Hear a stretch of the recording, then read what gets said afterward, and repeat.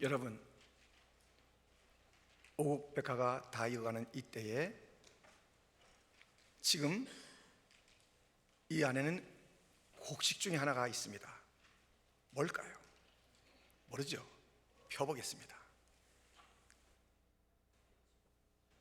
뭐예요? 대추 맞습니다. 끝나고 나가실 때 대추 하나씩을 드리면 좋겠지만 없어요. 그래서 이 대추는 못 드리고 대추 한 알이라는 시를 선물로 드리겠습니다. 대추 한 알. 장석주. 적에 저절로 붉어질 리 없다. 저 안에 태풍 몇 개, 저 안에 천둥 몇 개, 저 안에 벼락 몇 개, 저 안에 번개 몇 개가 들어서서 붉게 익히는 것일게다. 저기에 저 혼자서 둥그러질 리는 없다.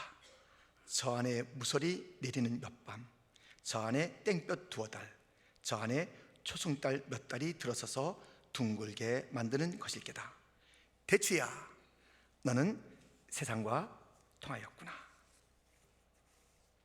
시인은 놀라운 것을 알았어요. 이 대추가 그냥 되어지는 것이 아니라 엄청난 이야기를 담고 있다는 걸 알았어요.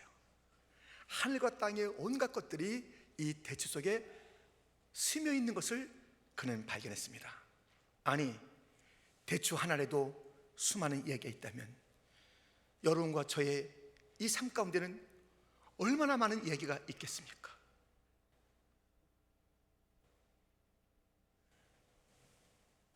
히스토리, 역사를 히스토리, 그의 이야기라고 말합니다. 얼마나 많은 이야기마다 그분, 그 하나님의 손길이 담겨 있는 것입니다. 그런데 수많은 자들은 그 하나님의 손길과 하나님께서 만드신 그 놀라운 사건들이 내게 부어져서 오늘의 나를 만들었다는 것을 생각 못하고 지나는 자들이 많습니다. 그렇게 해서는 안 되죠. 하나님께서는 이 곡물 하나도 그렇게 온갖 정성을 통해서 만들어 둥글게 붉게 먹음직하게 만들었는데 저와 여러분을 만들기 위해서 얼마나 많은 시간을 보낸지 아세요? 얼마나 많은 상황들을 만드시고 얼마나 많은 사건들 속에서 얼마나 많은 만남을 통해서 얼마나 많은 예배를 통해서 주님께서 예비하신 그 모든 그 상황과 날마다 부으시는 그 햇살, 비 또는 우리가 숨쉬는 그 숨을 통해서 우리 주님께서 그 베푸시는 손길, 섬세한 그 은총을 통해서 오늘의 우리가 있답니다. 그것을 잊어서는 안 돼요. 얼마나 정성스러운 하나님의 작품이 수많은 이야기가 여러분 한 사람 한 사람에게 담겨 있다는 것을 잊지는 마십시오. 성경에도 얼마나 많은 사람들 그 이야기가 있습니까? 요셉의 이야기가 있습니다. 모세의 이야기가 있습니다. 한나의 이야기도 있습니다. 다니엘의 이야기도 있습니다. 요나의 이야기도 있습니다. 바울의 이야기도 있습니다. 수많은 이야기가 있습니다. 그런데 오늘은 다윗의 이야기를 살펴보면서 도대체 나의 이야기 가운데 깃든 그 하나님의 은총, 그리고 나는 어떻게 그 은총을 보답하며 살 것인지를 교훈받고자 하는 것입니다. 첫째, 다윗은 자기의 이야기를 쓰시는 분이 하나님이신 줄 분명히 알았습니다. 많은 사람은 나는 우연히 생겼어, 나는 실수로 생겼대, 나는 소망이 없어, 별 볼 일 없지, 낮은 자존감으로 살아가게 됩니다. 여러분, 혹시 좀 다른 사람들에게 좀 거짓말하거나 속이는 일이 있습니까? 그거 그만두시고요. 근데 특별히 속이지 말아야 될 대상이 있습니다. 여러분 자신을 속이지 마세요. 고린도전서 3장 18절, 아무도 자신을 속이지 말라. 또 있습니다. 야고보서 1장 22절, 자신을 속이는 자가 되지 말라. 자기를 속여요. 나에게는 하나님의 그 이야기가 담겨진 놀라운 존재임에도 불구하고 자기 자신에게 너 쓸데없다는 거예요. 넌 가치가 없다는 거예요. 너 왜 이렇게 못났냐는 거예요. 제가 한번 물어볼게요. 솔직하게 한번 손 들어보세요. 혹시 돈이 좀 있고 시간이 있으면 자기 얼굴을 좀 성령하겠다고 하는 사람 한번 손 들어보세요. 아무도 없어요. 와, 근데 이게 통계하고는 상당히 다르네요. 미국의 통계가 미국의 통계에 의하면 일단 그 자기 얼굴에 대해서 마음에 들어하는 남자는 22%, 여자들은 13%. 그럼 돈 있고 시간 있을 때 수술하겠냐? 성령. 남자들은 94%, 여자는 99%예요. 근데 우리 교회는 아무도 없어. 오, 너무 좋은 거예요. 우리는 지금 이 자존감이 너무 좋은 거예요. 할렐루야.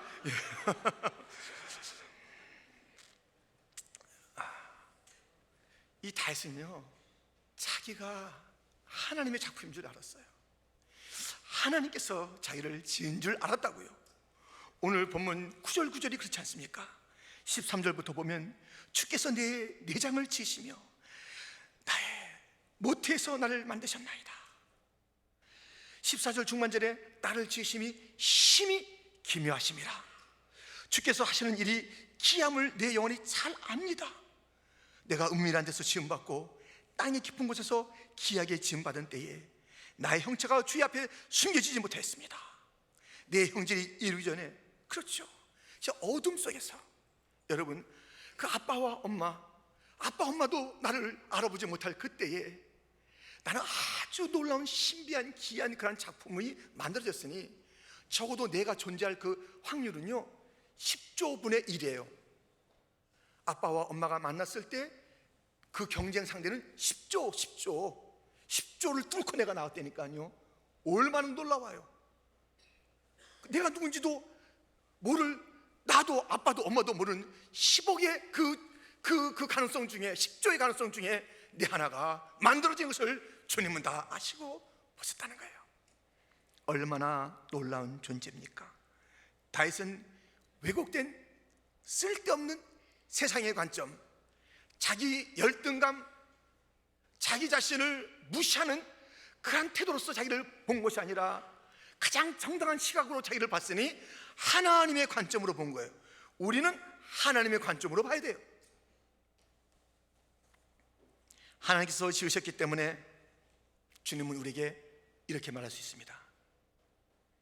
너는 내 것이라. 그렇게 말할 수 있는 분이 하나님밖에 없어요. 누가 그렇게 말하겠어요? 하나님이 지으시고 너는 내 것이라. 여러분, 그 제가 어떤 그 상점에 들어간 적이 있었어요. 근데 그 상점에 들어가니까는 그거는 이제 그냥 일반 그것을 파는 게 아니라 어떤 유명한 사람들의 그 사인이 있는 작품들이에요. 사진이나 그림이나. 근데 그냥 그림 사진이 아니라 거기 사인들이 있어요. 그 사인값이에요. 사인값이 와, 몇만 불. 와, 케네디 대통령이 사인했다는 것도 봤어요. 뭐 하여튼 그 유명한 사람들 다 사인했어요. 무슨 스타의 사인이 있어요. 그거요? 그 사인한 사람 지금 어디 갔는지도 모르고, 그 사인 받은 게 그 진짜인지 가짜인지 약간 좀 이렇게 의심도 되기도 하고, 아니 그것이 진품이라 할지라도 그냥 그것은 종이에요. 그런데 우리에게 사인이 있습니다. Made in God. 아멘. 하나님의 작품이에요. 하나님의 형상으로 인쳤어요. 얼마나 존귀합니까? 한 사람 한 사람이 얼마나 아름답습니까?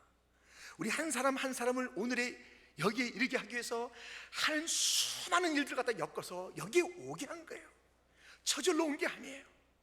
여기에 이 자리에 앉기까지 하나님께서 지으신 그날부터 오늘 본문에 있는 대로, 아니 내가 그렇게 지어질 때도 그랬을 뿐만 아니라 17절 말씀에 보면 하나님이여 주의 생각이 내게 어찌 그리 보배로우신지요, 그 수가 어찌 그리 많은지요, 내가 세려고 할지라도 그 수가 모래보다 많도소이다. 여러분, 좀 상식이 있고 좀 남보다 뭐 좀 지식이나 지혜가 앞서는 사람이 생각하는 거 참 좋잖아요. 야, 참 그 생각 잘했다, 끄덕끄덕대며 그 생각하는 대로 뭐 해보면 좋은 게 얼마나 많이 있겠어요. 근데 우리에게는 하나님께서 지혜로우신 성부, 성자, 성령께서 우리 한 사람의 일을, 내 하나의 일을 수많은 보배로운 생각을 가지고 하나씩 하나씩 인도하시는 거예요. 선한 목자께서는 그냥 대책 없이 우리 갖다가 끌고 가시는 것이 아니라 수많은 생각 속에서 한 걸음 한 걸음 또 한 걸음 또 한 걸음 우리 주님은 우리를 인도하시는 것이에요. 얼마나 보배로우신 하나님의 생각 속에 보배로운 존재가 여러분과 저가 아니겠습니까?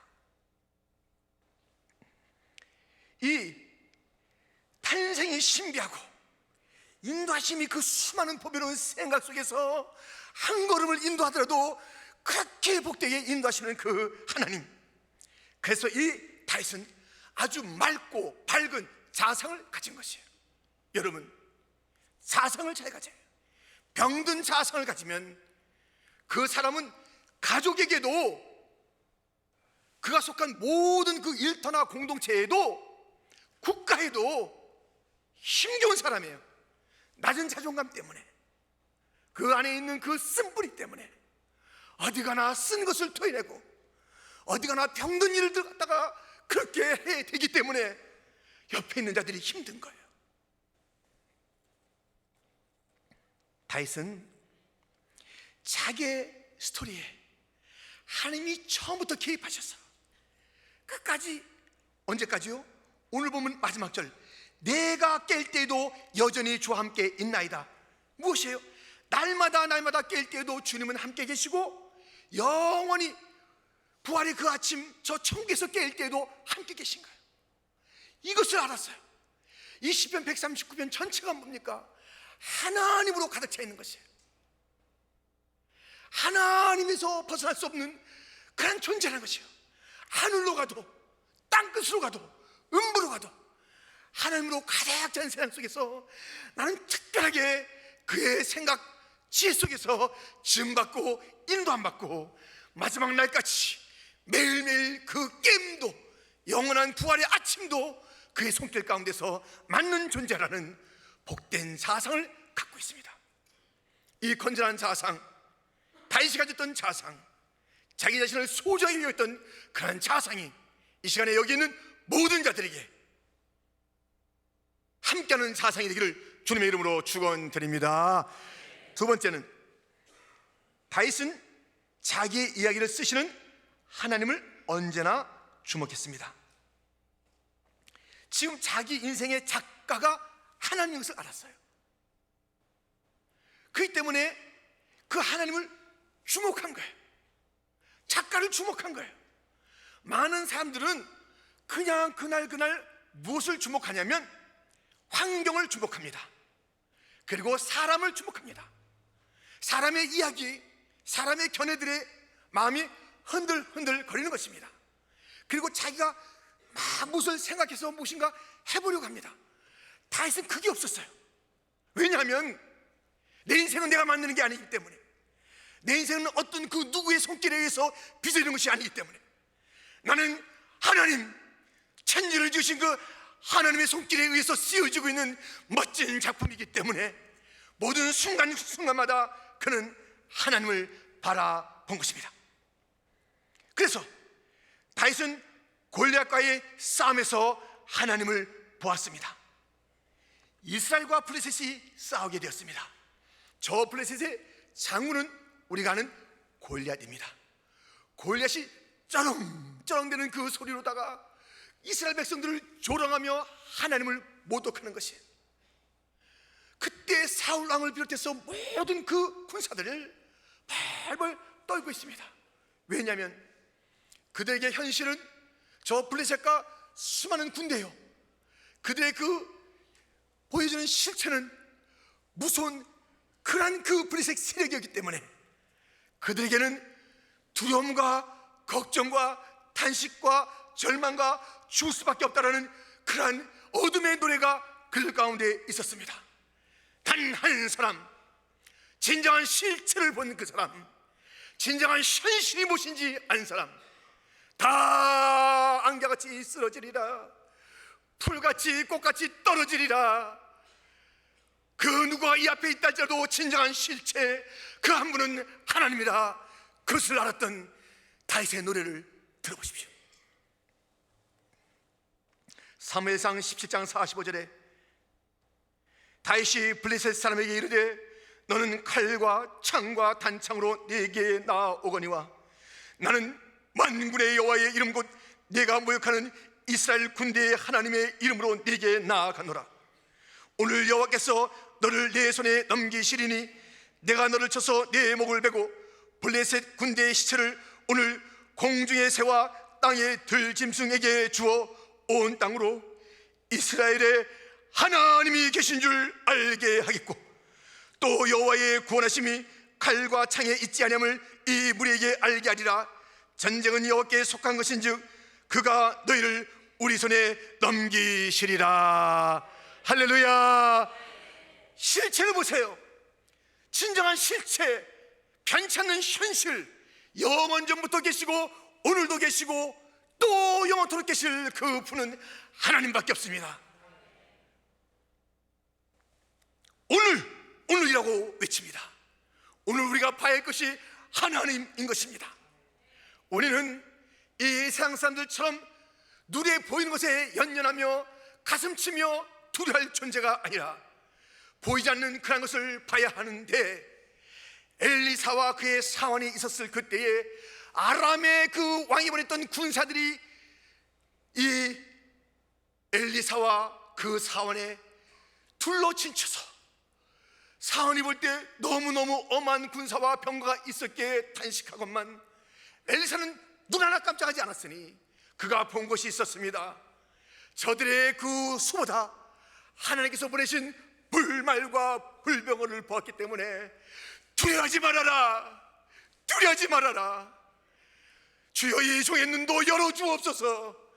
여러분, 우리의 눈이 열려서 언제나 우리의 삶에 다가오는 그 모든 원수보다 더 많은 천군과 천사를 보내시는 그 주님, 언제나 나와 함께 하시는 나의 산성, 나의 피난처, 나의 요새, 나의 왕 하나님을 바라보는 신령한 눈들이 열려지기를 주님의 이름으로 축원드립니다. 바울은 이렇게 얘기했습니다. 고린도후서 4장 18절 말씀입니다. 함께 읽겠습니다. 우리가 주목하는 것은 보이는 것이 아니요 보이지 않는 것이니 보이는 것은 잠깐이요 보이지 않는 것은 영원합니다. 영원합니다. 보이는 것 때문에 슬퍼하지 마세요. 보이는 환경 때문에 가슴 치지 마세요. 영원하신 하나님을 보는 믿음의 눈으로 날마다 승리하는 자가 되기를 주님의 이름으로 축원드립니다. 이 다윗은 사울을 죽일 기회 속에서 하나님을 생각했습니다. 사울은 다윗의 원수입니다. 그런데 얼마나 많은 공격과 어려움을 그에게 당했는지, 힘겹고 처절한 그 세월이 이 다윗에게 있었습니다. 광야가 있었습니다. 그런데 절호의 찬스가 왔어요.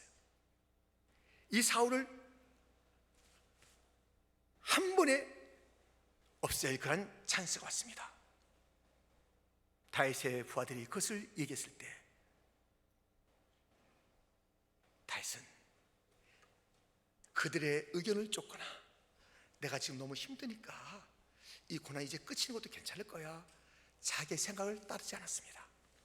사무엘상 26장 7절로부터 보면 다윗과 아비새가 밤에 그 백성에게 나아가 본즉 사울이 진영 가운데 누워 자고 창은 머리곁 땅에 꽂혀 있고 아브넬과 백성들은 그를 둘러 누웠는지라. 아비새가 다윗에게 이르되 하나님이 오늘 당신의 원수를 당신의 손에 넘겼나이다. 그러므로 청하오니 내가 창으로 그를 찔러서 단번에 땅에 꽂게 하소서.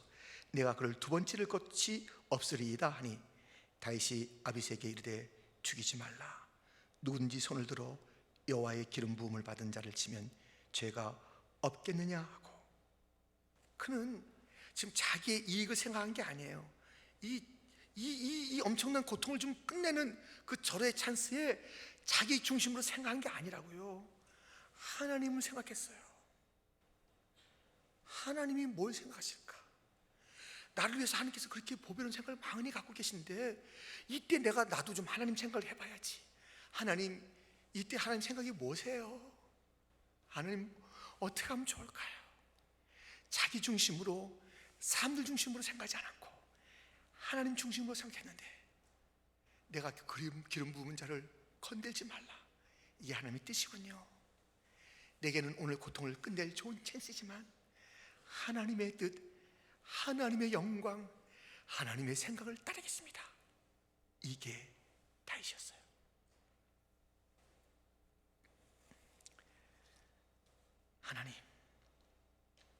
하나님의 생각이 무엇입니까? 모든 판단의 자리에서 그것을 물으셔야 돼요. 하나님의 생각을 가지시고 계세요.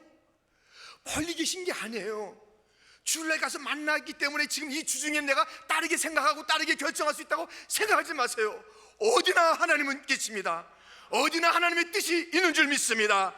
모든 상황 속에 가장 좋으신 것이 하나님의 뜻인 줄 믿습니다.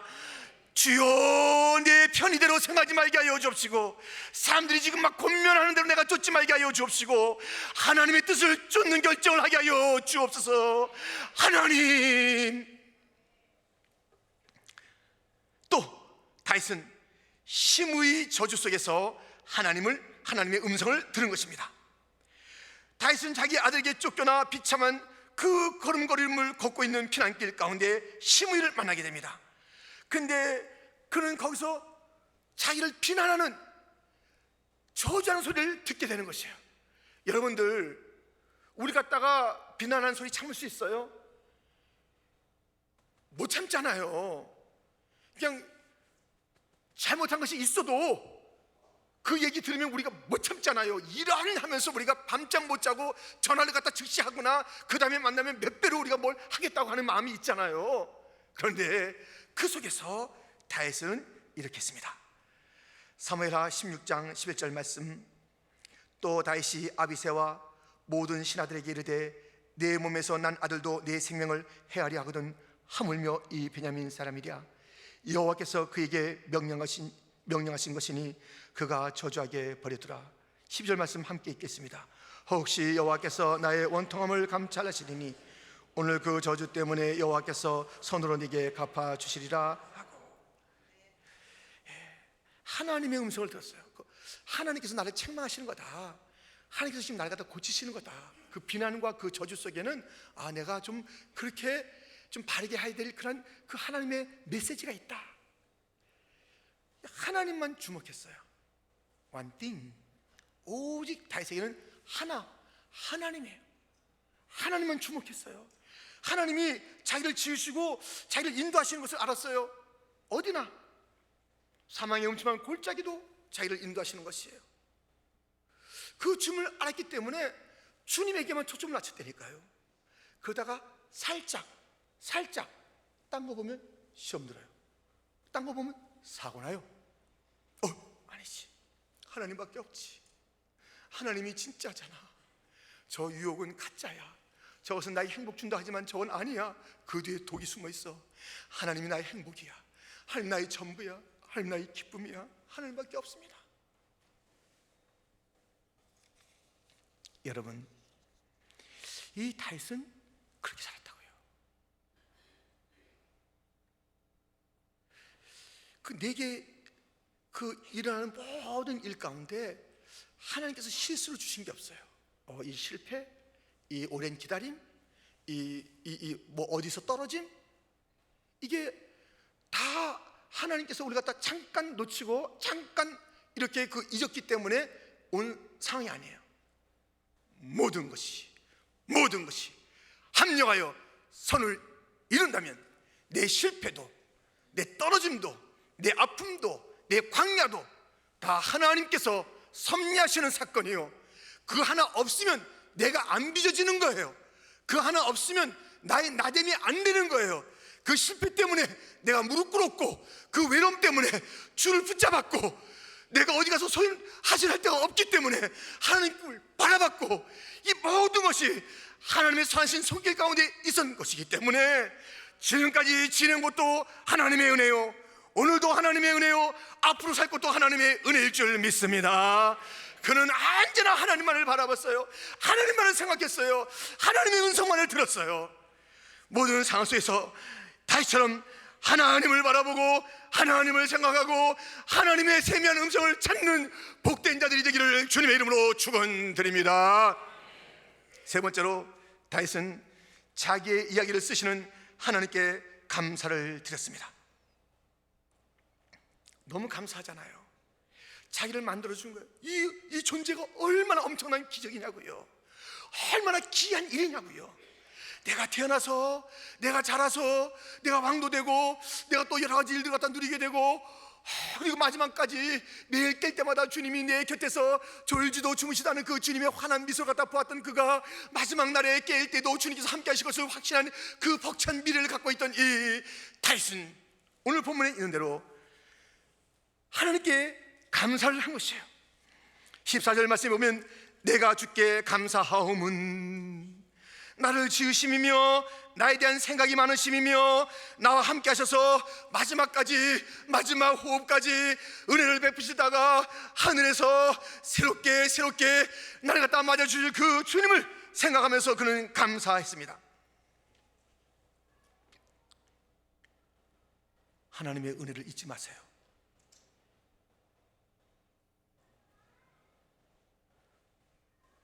어떤 사람은 이렇게 얘기했습니다. 노래는 부를 때까지 노래가 아니며 종은 울릴 때까지 종이 아니며 사랑은 표현할 때까지 사랑이 아니며 축복은 감사할 때까지 축복이 아니다. 여러분, 이 축복의 완성은 감사예요. 이 축복을 주신 주님은 그 감사로, 아니 우리가 우리 하나님께서 뭐 부족했어요? 우리가 부족했어요? 아니에요. 주님께서는 그 감사를 통해서 이거 하나님께서 하셨어요. 하나님 참 귀하신 분이에요. 하나님 내 주인이세요. 내 목자세요. 하나님 그 찬양을 주님 기뻐하시며 크게 돌리는 영광을 받기를 원하세요. 그리고 또 감사하는 자에게 새로운 축복의 문을 엽니다. 미국 사람들이 가장 많이 쓰는 단어가 뭔지 아세요? 땡큐. 땡큐. 아닙니다. 땡큐. 그런데 이 가장 땡큐를 많이 쓰는 나라가 미국이에요. 가장 부유해요. 땡큐. 그리고 하나님에게 감사하는 민족. 이것이 점점 이루어지고 있어요. 사람끼리는 땡큐는 하고 있지만 다시 회복해야 돼요.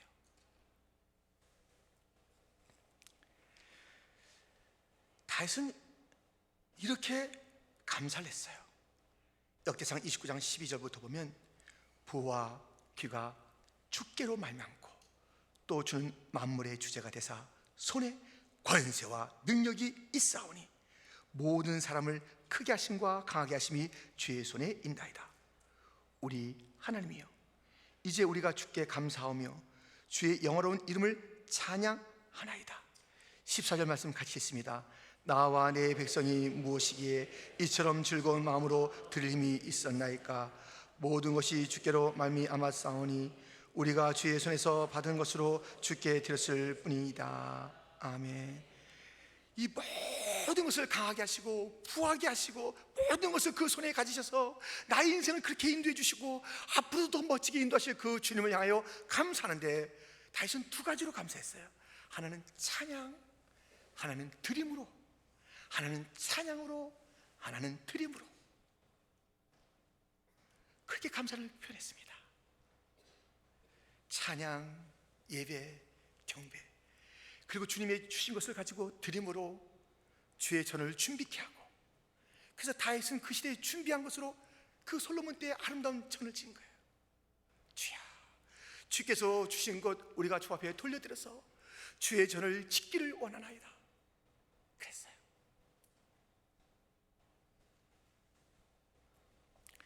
일 세대를 아름답게 모시사 예배케 하신 주님, 이제 우리의 다음 세대와 그리고 우리가 규평과 또는 다민족들이 오고 싶은 하는 교회를 만들어서 그 교회당을 지어서 주 앞에 드리고 싶은 비전이 우리 가운데 있지 않습니까? 우리만 잘 지내다 가면 되는 것 아니지 않습니까? 우리가 감사함으로 드려진 것들이 그렇게 쓰임 받을 것이에요. 여러분, 그런데요, 감사에는 좀 기준이 있어야 돼요. 기준이 있어야 되는데요, 존 웨슬리는 이런 기준이 있었어요. 벌 수 있는 대로 벌어라, 저축할 수 있는 대로 저축하라. 여기까지는 다 좋아요. 다 이제 어그리하잖아요. 세 번째, 바칠 수 있는 대로 바쳐라. 여기까지가 기준이었어요. 야, 첫째, 둘째까지만 기준이면 좋겠는데, 세 번째, 벌 수 있는 대로 벌어라, 저축할 수 있는 대로 저축하라, 바칠 수 있는 대로 바쳐라. 여러분, 이 감사에는 기준이 있어요. 저는 제가 교육전사 때에 담임 목사님이 저를 불렀어요. 저 아니라 교육자를 다 불렀어요. 교육자지? 예. 교육자는 이 감사절 때에 감사 기준이 있어야 된다. 내가 가르쳐 주겠다 그래요. 그럼 물론 그 목사님도 그렇게 하셨죠. 하셨으니까 가르쳐 준 거예요. 교육자들은 기준이 있는 감사를 해라. 들쑥날쑥하지 마라. 알았어요. 딱 얘기해 줬어요. 30년 동안 지켰어요. 엄청난 기준이었어요. 이거 좀 부담된 기준이다. 하나님께 그렇게 해야 돼. 그 기준대로 30년 지났어요. 매년 복을 더 줘요. 아세요? 엄청난 기준을 세워줬는데 그 기준대로 그 목회 생활 동안 따른 거예요. 목사님 가르친 대로. 기준 있으세요? 추수감사절, 우리가 그냥 저녁 한 끼 먹는 것보다 조금 덜하게 우리 나가서 많은 요리를 시키는데 짜장면, 기준이 뭐세요? 기준이 뭐세요? 기준 있는 드림을 드리셔야 돼요. 하나님에게. 여러분, 하나님이 아니면 우리는 서지도 쓰지도 못하고 앉지도 못하는 존재, 숨쉬지도 못하는 존재예요. 1년을 그렇게 은혜를 베푸셨어요. 또 베푸실 그 주님이에요. 날마다 시간마다 우리 주님의 그 은혜를, 그 은총을 누리고 산다면 주님은 은혜를, 우리는 감사를. 오늘 말씀을 통해서 우리는 몇 가지 교훈을 얻게 됩니다. 첫째, 하나님은 놀라운 나의 이야기를 쓰고 계십니다. 둘째, 나는 하나님의 걸작품이라고요. 세 번째, 모든 상황, 어떤 자리에 있든지 하나님을 바라보고 하나님을 생각하고 하나님의 음성을 들어야 합니다. 하나님은 그 자리에 계세요.